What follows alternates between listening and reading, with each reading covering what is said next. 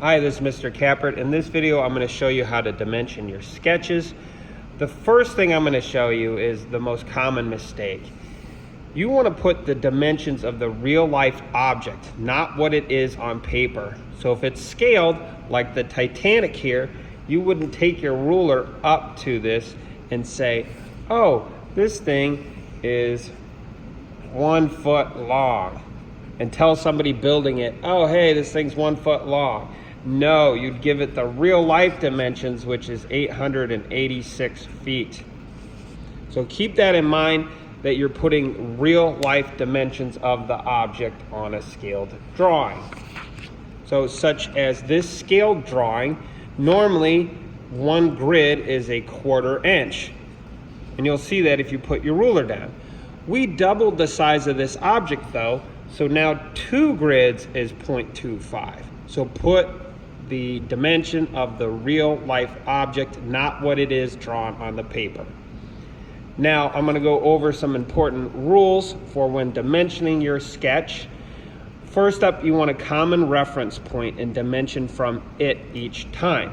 You do not want to stack these dimensions on top of each other. So notice when I do the height of the object, every single time I do the height from this baseline up.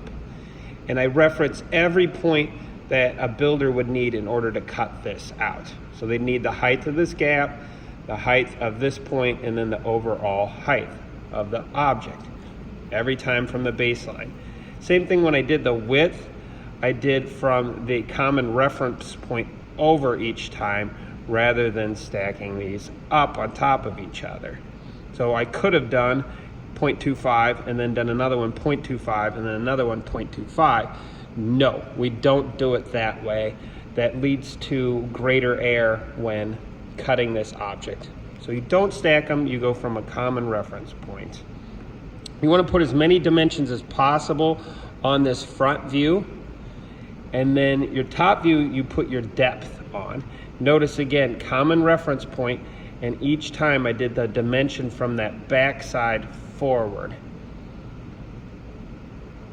Now, you want to keep the dimensions between views as much as possible. If they won't fit between there, it's not the end of the world, but try to fit those as much as possible.